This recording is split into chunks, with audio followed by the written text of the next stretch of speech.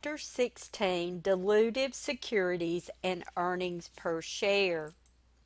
In this presentation, we will cover the issuance, conversion, and retirement of convertible securities and the accounting for stock warrants and warrants issued with other securities, as well as the accounting and reporting for stock compensation plans.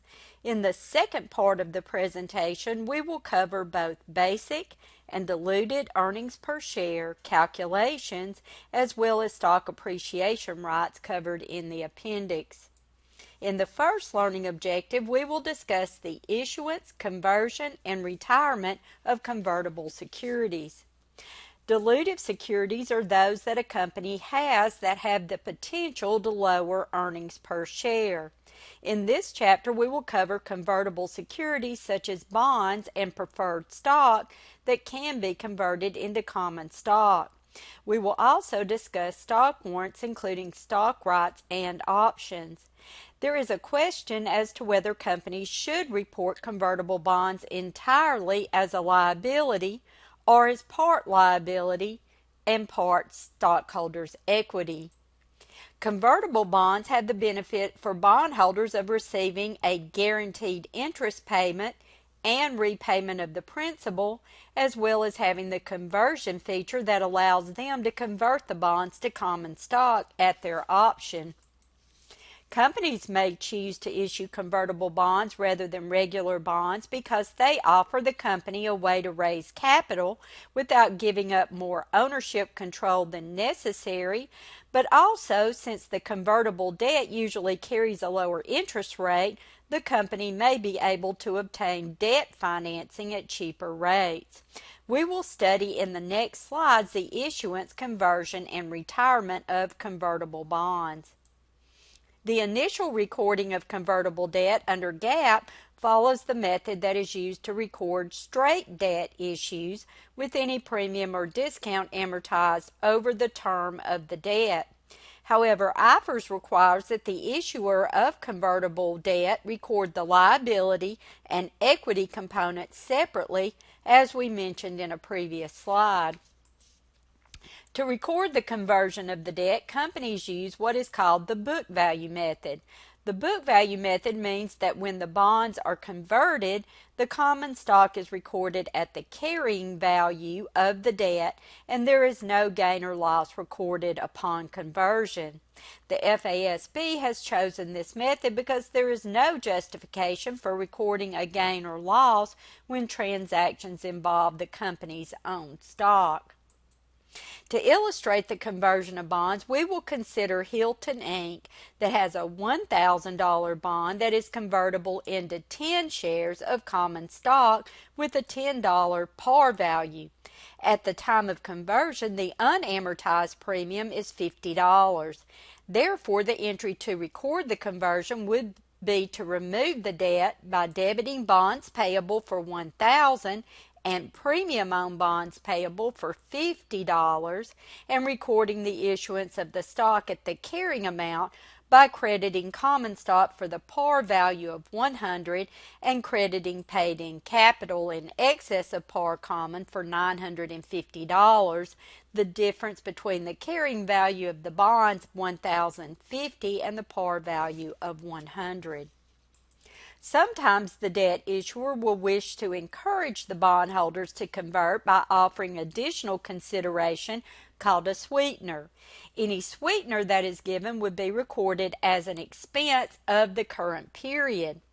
For example, we will consider Helloyd, which has outstanding $1 million of par value convertible debentures that are convertible into 100,000 shares of its $1 par value common stock. To reduce interest costs, Helloyd wishes to encourage conversion of the bonds by paying the bondholders an additional $80,000 to convert.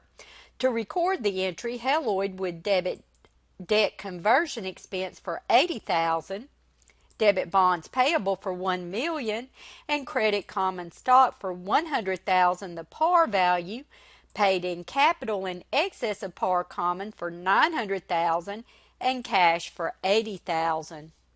Retirement of convertible debt is recorded the same as retiring debt that is not convertible.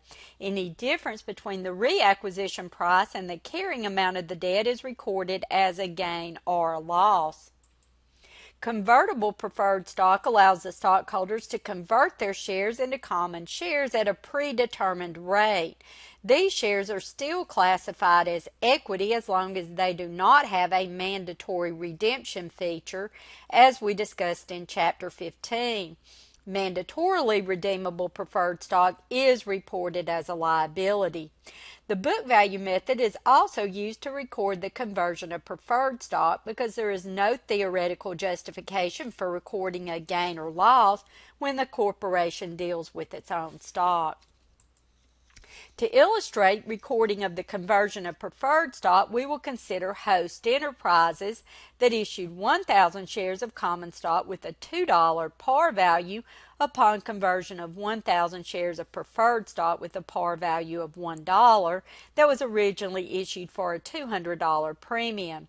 To retire the preferred stock, Host Enterprises would debit convertible preferred stock for the par value of 1,000, debit paid in capital in excess of par preferred for $200, and retained earnings for $800, and credit common stock for $2,000, the par value of the shares.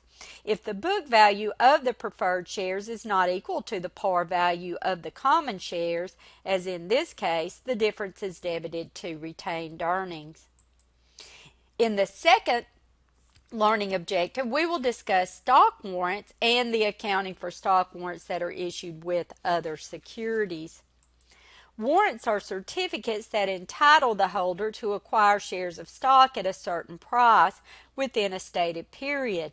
These are issued sometimes with other securities such as bonds or stock to make the package more attractive to buyers. Also, stock rights are issued to allow the existing shareholders to exercise their preemptive rights when new shares are issued. Last, warrants are issued to executives and other employees as a form of compensation.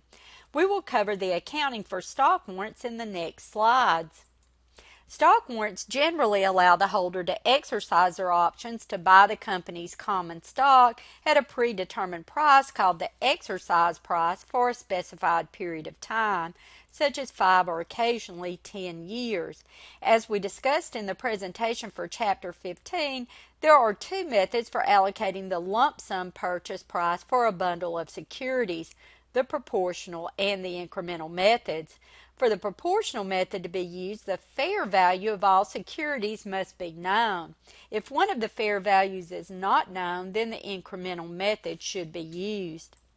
When the proportional method is used, the company determines the fair value of the bonds without the warrants and the fair value of the warrants by themselves. This may require making an initial estimate of the fair values until the bonds and warrants begin to trade separately in the market, at which time the estimates could be updated. To use this method, the warrants must be detachable. Only detachable warrants are given a separate valuation from the bonds.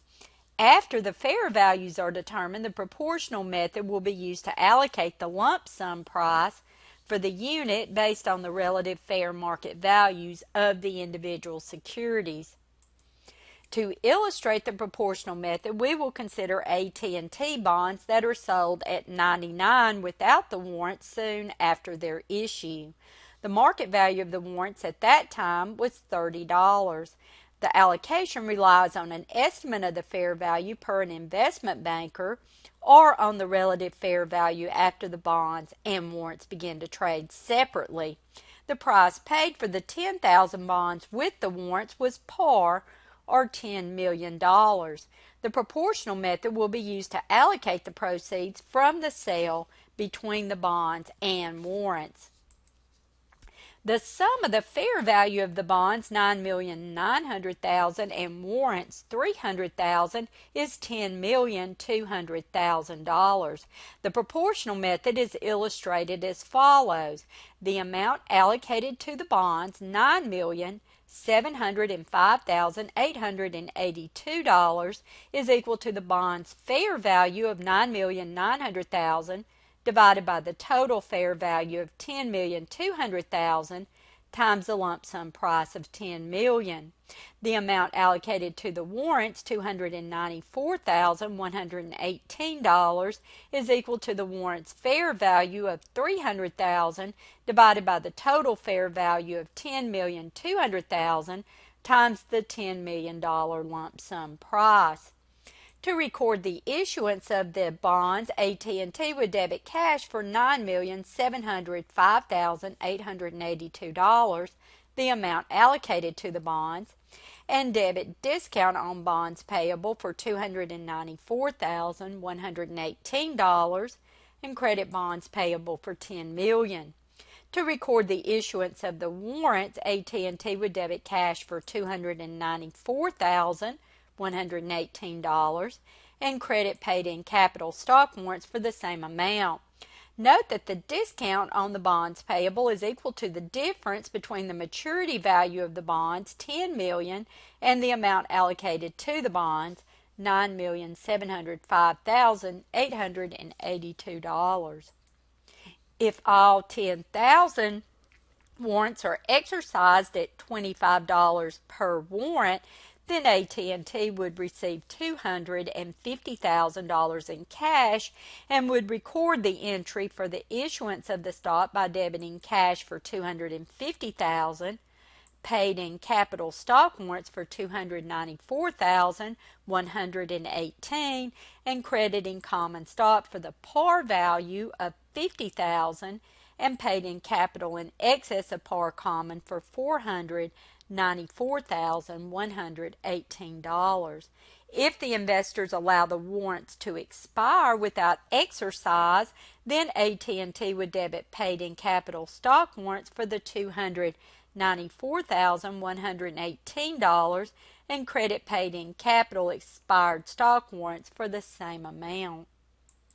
As discussed previously, the incremental method should be used when the fair value of either the bonds or the warrants cannot be determined. The purchase price is allocated to the security which has a fair value, and the remainder is allocated to the security for which the fair value is not known. To illustrate the incremental method, we will assume that the company is unable to determine the fair value of the bonds without the warrants. The fair value of the warrants, $300,000, would be deducted from the lump sum proceeds for the sale of $10 million, and the remaining amount, $9,700,000, would be allocated to the bonds. As we mentioned previously, companies can issue either detachable or non-detachable warrants with bonds. A detachable warrant can be separated from the bond and sold by itself in the market. However, non-detachable warrants cannot be sold separately from the bond. Therefore, only detachable warrants have proceeds allocated to them. Proceeds of sales of bonds with non-detachable warrants will be recorded as proceeds only for the debt. Another use of warrants is to provide existing shareholders with their preemptive right to purchase new issues of shares in proportion to their current holdings. The price of the rights is usually a little less than the current market price of the shares in the market. Companies do not make a journal entry when they issue stock rights, but will make a memorandum entry. If the stock rights are exercised, then the company would make an entry to record the receipt of cash and issuance of the shares. In this section, we will discuss the accounting and reporting for stock compensation plans. As we mentioned previously, stock options are a popular form of compensation for executives and other key employees.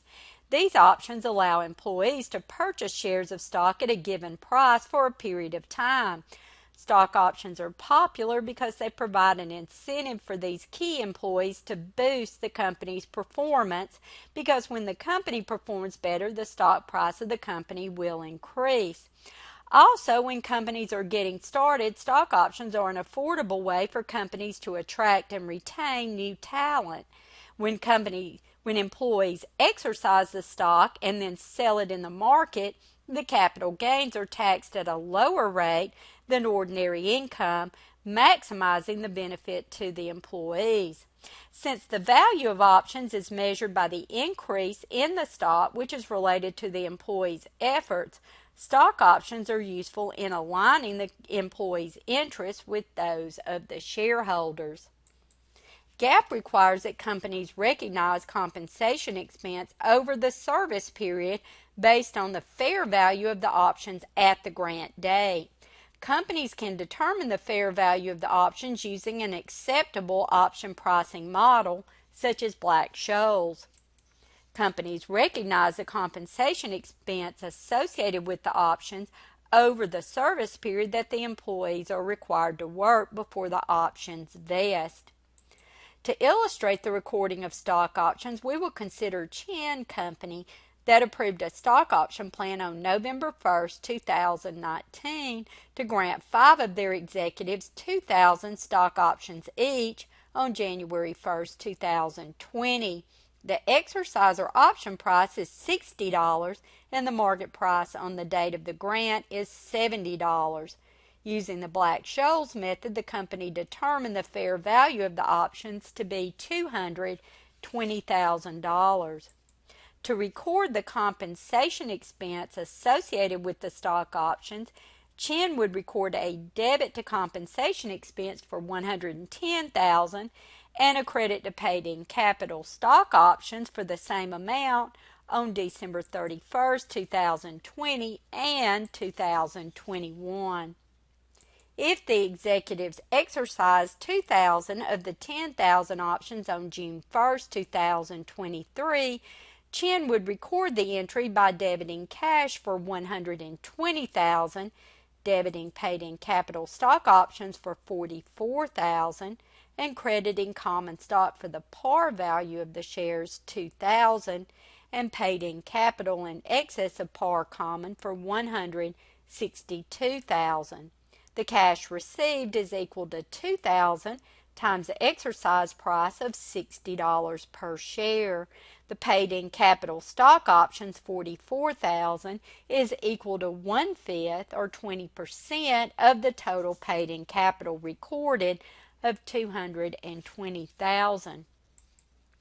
If the executives fail to exercise the remaining 8,000 stock options before they expire on January 1st, 2030, Chin would debit paid-in capital stock options for $176,000 and credit paid-in capital expired stock options for the same amount.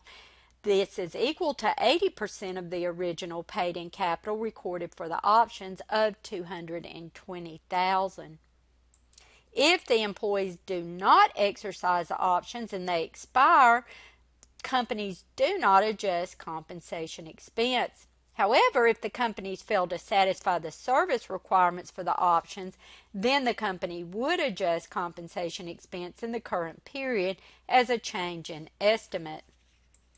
Stock options have been losing favor some with companies in recent years because of the requirement to record compensation expense and because of financial frauds that have been associated with them. Restricted stock plans, which transfer shares of stock to employees with restrictions on their ability to sell, transfer, or pledge the securities, have been increasing. One reason is that restricted stock never becomes worthless. Stock options could possibly never have value if the market value of the shares never exceeds the exercise price. Also, fewer shares are issued with restricted stock plans, which results in less dilution to the existing stockholders. Also, when employees are granted shares of stock, their interests are more closely aligned with those of the company and shareholders. To illustrate restricted stock, we will consider Ogden Company that issues 1,000 shares of restricted $1 par value common stock to its CEO, Christy DeGeorge, on January 1st, 2020. The stock has a fair value of $20 per share, and the service period related to the stock is 5 years, the period that DeGeorge must stay with the company before vesting for unrestricted use of the stock. Ogden records the grant of the restricted stock by debiting unearned compensation for $20,000, the fair market value of the 1,000 shares and crediting common stock for the par value of 1,000 and paid in capital in excess of par common for 19,000. Unearned compensation represents the cost of the services yet to be performed and is not an asset, but should be shown as a component of stockholders' equity in the balance sheet. At the end of each of the 5 years of the service period, Ogden would record 1/5 of the compensation expense by debiting compensation expense and crediting unearned compensation for $4,000. If DeGeorge left Ogden on February 3, 2022, before completing the service requirement, then the restricted stock would be forfeited and Ogden would debit common stock for $1,000, paid in capital in excess of par common for $19,000, and credit compensation expense for $8,000, the amount that was recorded in the first 2 years, and credit unearned compensation for the remaining $12,000. Companies will generally permit all their employees to purchase their stock at a discounted price for a short period of time. These plans are considered compensatory or taxable to the employees unless they meet certain criteria as provided in the Internal Revenue Code. The requirements that must be met are that the plan is available to substantially all full-time employees, the discount from market price is small, no more than 5%, and the plan offers no substantive option features. As shown, companies must disclose the nature of their compensation plans and the effect of the plans on the compensation costs reported in the income statement. They must also disclose the method that is used to determine the fair value of the options offered and the cash flow effects. This is the conclusion of the first part of the presentation for Chapter 16, Dilutive Securities and Earnings per Share.